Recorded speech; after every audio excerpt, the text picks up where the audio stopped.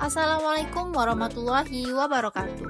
Halo Sobat IPA, perkenalkan nama saya Putri Nurbintang bersama rekan saya Alwi Afriansyah akan menjelaskan materi tentang gaya magnetik atau gaya Lorentz. Mari simak videonya dengan seksama. Apakah kamu pernah menggunakan pengeras suara atau speaker? Speaker dapat mengubah energi listrik menjadi energi bunyi. Untuk menghasilkan bunyi, speaker menerapkan konsep gaya magnetik. Apakah kamu tahu apa itu gaya magnetik? Lalu, apa saja yang bisa menghasilkan gaya magnetik? Gaya magnetik dikenal juga dengan gaya Lorentz. Ditemukan oleh Hendrik Anton Lorentz, merupakan seorang fisikawan Belanda. Bunyi hukum Lorentz. Jika penghantar berarus diletakkan di bagian dalam medan magnet, maka akan timbul gaya pada penghantar tersebut. Arah gaya Lorentz dapat ditentukan dengan menggunakan kaidah tangan kanan. Ibu jari menyatakan arah arus listrik yaitu I, jari telunjuk menyatakan arah induksi magnet yaitu B, jari tengah menyatakan arah gaya Lorentz yaitu F. Selain menggunakan 3 jari, gaya Lorentz juga dapat ditentukan dengan menggunakan kaidah tangan kanan lainnya. Ibu jari menyatakan arah arus listrik yaitu I, 4 jari lainnya menyatakan arah induksi magnetik yaitu B, telapak tangan menyatakan arah gaya Lorentz yaitu F. Gaya Lorentz dapat ditimbulkan oleh 1. Kawat berarus yang berada dalam medan magnetik. 2. Muatan listrik yang bergerak dalam medan magnetik. 3. Kawat sejajar berarus listrik. Kawat berarus yang berada dalam medan magnetik.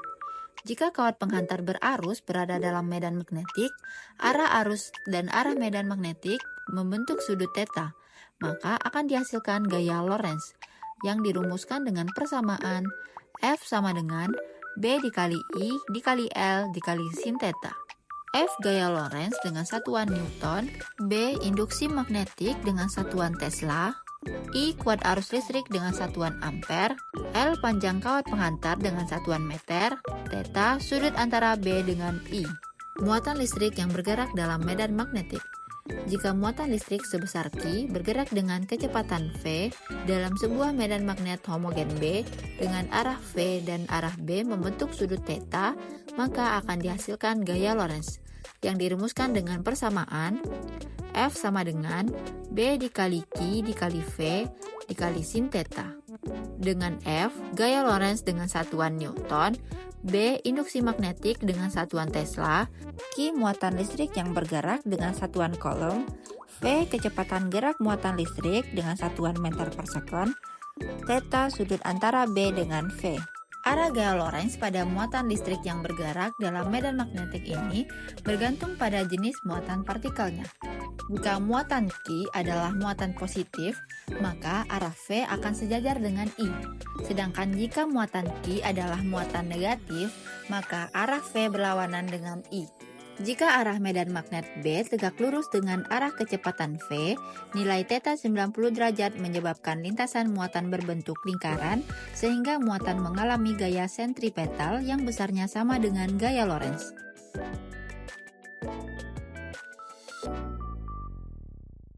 Kawat sejajar berarus listrik. Jika ada 2 buah kawat yang memiliki panjang 1, kemudian dialiri arus listrik sebesar I, dan kedua kawat tersebut diletakkan pada medan magnetik B, maka akan terjadi gaya Lorentz. 1. Jika arah arus searah terjadi gaya tarik-menarik yang sama besar sehingga bentuk kawat akan cekung. 2. Jika arah arus berlawanan terjadi gaya tolak-menolak yang sama besar sehingga bentuk kawat akan cembung.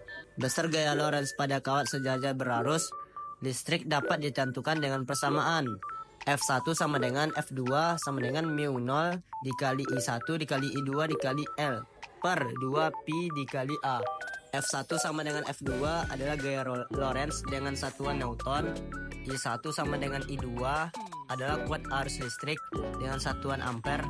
Mu 0 adalah permeabilitas dalam ruang hampa. Satuannya itu 4 pi kali 10 pangkat min 7 Weber per ampere. L adalah panjang masing-masing kawat, satuannya adalah meter. A adalah jarak antara kedua kawat, satuannya adalah meter. Contoh soal sepotong. Nomor 1. Sepotong kawat berarus listrik searah sumbu Z ditambah berada dalam medan magnetik homogen secara sumbu Y ditambah seperti gambar berikut. Arah gaya Lorentz searah dengan sumbu. Nah, untuk menjawab soal ini kita bisa menggunakan kaidah tangan kanan. Ibu jari menunjukkan arah arus searah sumbu Z ditambah yaitu ke atas 4 jari lain menunjukkan arah medan magnetik searah sumbu Y ditambah yaitu ke kanan, maka arah gaya Lorentz ditunjukkan oleh arah telapak tangan searah sumbu X ditambah yaitu masuk bidang. Nah, nomor 2. Sebuah kawat PQ menembus medan magnet sepanjang 1,5 meter seperti gambar berikut.